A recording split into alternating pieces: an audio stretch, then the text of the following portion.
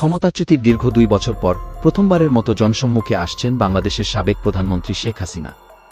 আগামী ৫ই আগস্ট তিনি কি বড় ঘোষণা দিতে যাচ্ছেন? দর্শক, ২০২৪ সালের ৫ই আগস্ট ছাত্র জনতার তীব্র আন্দোলন এবং গণঅভ্যুত্থানের মুখে দেশ ছাড়তে বাধ্য হয়েছিলেন তৎকালীন প্রধানমন্ত্রী শেখ হাসিনা। দেশ ছেড়ে তিনি প্রতিবেশী দেশ ভারতে আশ্রয় নেন। এরপর বিগত ২ বছর ধরে তিনি রাজনৈতিকভাবে সম্পূর্ণ নীরব ছিলেন। কোনো ধরনের প্রকাশ্য অনুষ্ঠান কিংবা আনুষ্ঠানিক সংবাদ সম্মেলনে তাকে দেখা যায়নি। অবশেষে ভাঙতে যাচ্ছে শেখ হাসিনার সেই দীর্ঘ নীরবতা। ভারতীয় প্রভাবশালী সংবাদ মাধ্যম ইন্ডিয়া টুডে এক বিশেষ প্রতিবেদনে এই তথ্য নিশ্চিত করেছে। প্রতিবেদন অনুযায়ী আগামী ৫ই আগস্ট ভারতের নয়াদিল্লিতে একটি বিশেষ মত বিনিময় সভার আয়োজন করা হয়েছে। Foreign correspondents club of south Asia বা এফসিসি সাউথ এশিয়ার উদ্যোগে এই ভার্চুয়াল অনুষ্ঠানটি অনুষ্ঠিত হতে যাচ্ছে। নয়াদিল্লির ঐতিহ্যবাহী স্যার মার্ক টালি অডিটোরিয়ামে এই মূল সংবাদ সম্মেলনের আয়োজন করা হয়েছে। বাংলাদেশ সময় সন্ধ্যা 6:30 থেকে রাত 8টা পর্যন্ত এই অনুষ্ঠানটি চলবে। অনুষ্ঠানটি আয়োজক সংস্থার সামাজিক যোগাযোগ মাধ্যমের পেজগুলোতে সরাসরি সম্প্রচার করা হবে। এর ফলে বাংলাদেশ সহ বিশ্বজুড়ে মানুষ এই অনুষ্ঠানটি সরাসরি দেখার সুযোগ পাবেন। এই অনুষ্ঠানের সবচেয়ে বড় আকর্ষণ হল শেখ হাসিনা তার ভবিষ্যৎ রাজনৈতিক পরিকল্পনা নিয়ে এখানে মুখ খুলবেন। একই সাথে তিনি বাংলাদেশে ফেরার সম্ভাব্য রোডম্যাপ বা সময়সূচি নিয়েও গুরুত্বপূর্ণ কথা বলবেন বলে জানা গেছে। দীর্ঘ ২ বছর পর সাবেক প্রধানমন্ত্রীর এই প্রকাশ্য উপস্থিতি দেশের রাজনৈতিক অঙ্গনে নতুন করে ব্যাপক জল্পনা-কল্পনার জন্ম দিয়েছে। এই ভার্চুয়াল আলোচনা সভায় শেখ হাসিনার সাথে আরও বেশ কয়েকজন আলোচিত ব্যক্তি যুক্ত হবেন। আমন্ত্রিত অতিথিদের তালিকায় রয়েছেন শেখ হাসিনার ছেলে এবং সাবেক তথ্য ও যোগাযোগ প্রযুক্তি উপদেষ্টা সজীব ওয়াজেদ জয়। এছাড়াও থাকছেন সাবেক শিক্ষামন্ত্রী মহিবুল হাসান চৌধুরী নওফেল এবং তারকা ক্রিকেটার ও সাবেক সংসদ সদস্য সাকিব আল হাসান।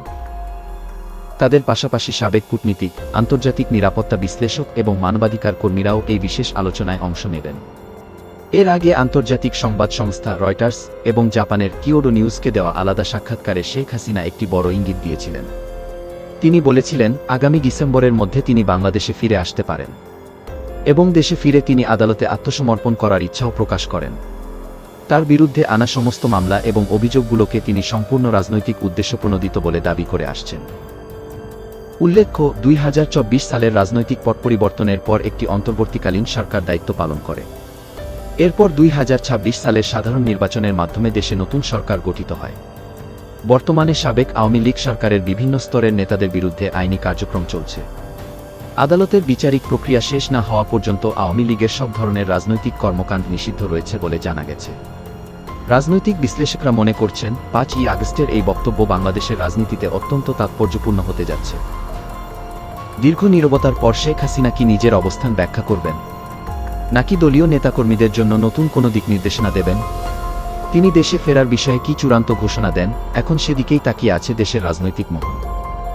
প্রিয় দর্শক, আগামী ৫ই আগস্ট শেখ হাসিনা কি বার্তা দেবেন বলে আপনি মনে করেন? তিনি দেশে ফিরলে দেশের রাজনীতিতে কি ধরনের প্রভাব পড়বে? আপনার মূল্যবান মতামত অবশ্যই নিচে কমেন্ট করে জানান। ভিডিওটি তথ্যবহুল মনে হলে একটি লাইক দিন এবং বন্ধুদের সাথে শেয়ার করুন। গণমাধ্যম ও রাজনীতির এমন সব গুরুত্বপূর্ণ ও নির্ভরযোগ্য বিশ্লেষণ সবার আগে পেতে এখনই আমাদের চ্যানেল শিহাব রিপোর্টিং সাবস্ক্রাইব করে পাশে থাকুন। আজকের মতো এখানেই বিদায় নিচ্ছি, ধন্যবাদ।